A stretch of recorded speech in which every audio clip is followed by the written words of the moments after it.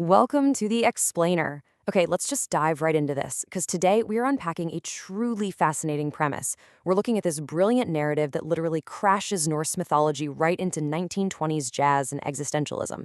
Just imagine for a second that the Norse gods didn't just fade away into myth. Instead, they discovered jazz as a kind of spiritual technology, a way to survive the absolute unsurvivable. And that is exactly what we're exploring today in this Explainer of the Ragnarok Sessions.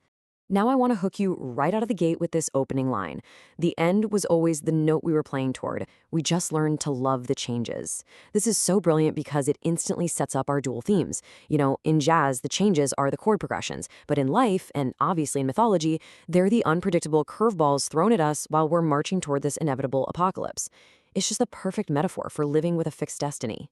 So to really get this, we have to understand the core conflict. We are not just talking about some fiery battle at the end of days.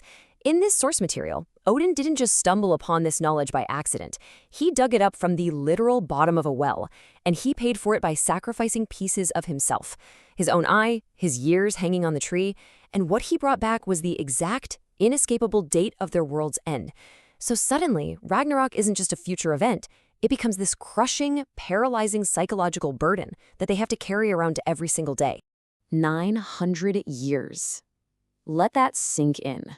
For 9 centuries, the gods carried this terrifyingly heavy secret. Now, sure, time operates a bit differently when you're literally made of it, but 9 centuries of carrying the exact date of your own doom without any real way to process it, that is a staggering endurance test. They were completely stuck, totally frozen by fate. And it took them 40 years to finally find a way to cope. Picture this, it's 1923, down in a basement speakeasy in Chicago, and Odin, disguised as an old man in a pretty remarkable hat, just sits there and listens to jazz. And he comes back every single night for 40 years, 4 decades of just listening, because he finally realized something profound. This music wasn't trying to ignore time or defeat time, it was actively negotiating with fixed time. Which actually brings us to the central philosophical question of this whole explainer. If you possess the absolute knowledge of your own end, how do you even get out of bed? Seriously, how do you live fully, authentically, knowing the exact date the world ends? I really want you to chew on that as we move through this story, because the gods' answer is surprisingly beautifully human. Their answer? The music is how we practice the ending. Jazz provides them with a vessel to basically put the loss inside of. It gives them this incredibly safe space to practice the apocalypse over and over again. They let the song resolve, and in doing so, they realize that an ending doesn't somehow mean the journey itself wasn't incredibly beautiful. All right, moving into section 1. Order, chaos, and time. The musical mechanics of existentialism. At their hidden sanctuary, which they call Club Yggdrasil, the gods actually map their coping mechanisms directly onto their instruments. Just look at Thor and Loki. There's this fascinating philosophical alleyway argument between the two of them where we see their true natures translated right into the music. Thor is the root, the downbeat. He's that fixed pulse of order. Loki is the melody, the syncopation. He's the chaos living in the space between the beats.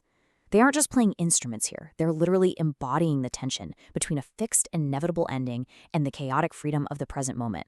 Let's zoom in on Thor's rhythmic evolution for a second. Thor spent 600 years and broke something like 11 drum kits, just learning how to play with restraint. He had to move past his old habit of just throwing his hammer at his problems. Sitting at the drums, he discovered that rests aren't just empty spaces where nothing happens. They're actually where previous actions finish. His drum technique becomes the ultimate existential choice. He plays the steady pulse of a world that knows it's running out of time, but he keeps the time anyway. He gets up and plays the beat because, well, that's simply what you do. And then there's Frigg. Frigg sits at the piano. And unlike the others, she has known the exact details of the ending since before she was even born. So her playing represents love under the condition of total knowledge. She knows every single mistake the band is going to make before their fingers even hit the keys, and yet she plays her chords as if she's discovering them in real time. Her music is this perfect harmony of total acceptance and retroactive inevitability. Next up is Heimdall, the eternal watchman. Now, when he finally plays his flugelhorn, he doesn't play a melody at all. He plays a single, sustained tone for 40 straight minutes. It is a profoundly deep moment where he's essentially teaching Odin to stop building these massive intellectual, philosophical architectures about the apocalypse. Heimdall's playing is telling him, look, stop theorizing the end and just listen to the beautiful, strange frequency of the present moment. Just endure without rushing straight to the finish line. Which leads us into Section 2, the beauty of the inevitable and the human element. So what exactly happens when lofty divine dread meets really grounded, relatable human emotion? Well, in 1961, a 23-year-old human jazz pianist named Marcus Hale intuitively follows the sound of music through a door and simply wanders right into Club Yggdrasil. The gods happen to be playing a piece called the Ragnarok Blues, which purposefully has a missing final movement.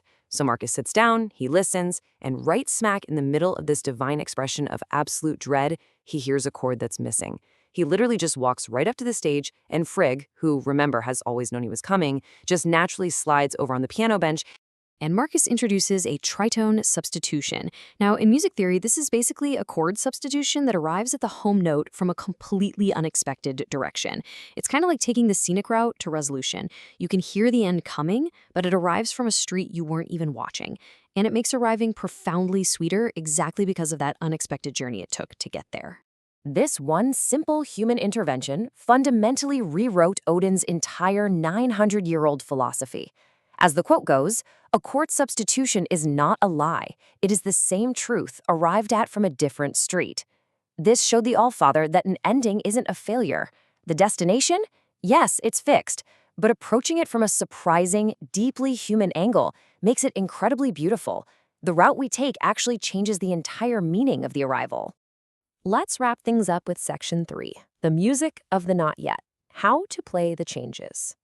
So how do these specific lessons apply to the broader, ongoing narrative of inevitable endings that every single one of us face?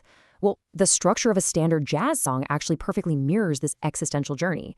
At minute 1, you play the head. You establish the known, fixed reality of the melody. Then, by minute 5, you are deep in the changes, improvising wildly, finding absolute freedom right in the present tense. But then by minute 9, you have the return, reaching that inevitable resolution. It goes from fate to absolute freedom and then right back to fate. Looking around the room at Club Yggdrasil, you see that everyone is surviving the ending just a little differently. Baldur plays with Duende, highlighting that his beauty is powerful specifically because it's fleeting. Freya plays her violin to totally embrace the pure middle, the present tense of love, entirely regardless of how it ends.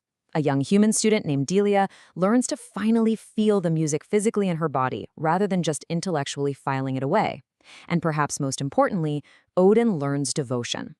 He figures out that sometimes the absolute greatest triumph isn't some massive philosophical breakthrough.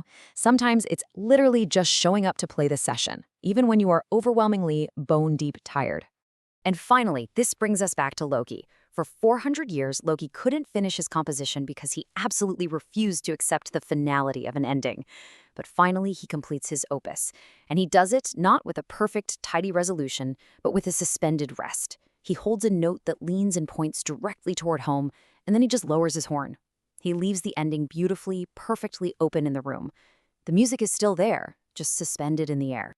Decades later, Marcus Hale reflected on his time playing with the gods at Club Yggdrasil with this absolutely incredible quote: "The music knows more than the musicians do. We're just the aperture, the music is the light." It so beautifully wraps up this entire narrative arc. Art, music, community, they give us a vessel to hold what we fundamentally cannot control. They don't stop the ending, they never could, but they give us a way to endure it with profound grace. Which leaves us with this final thought, and it's something I really want you to carry with you after this explainer ends. If you knew the exact date your world would end, how would you play your solo? Would you freeze up, or would you learn to love the changes? Thank you so much for exploring this with me today. Keep asking the big questions, and I'll catch you on the next one.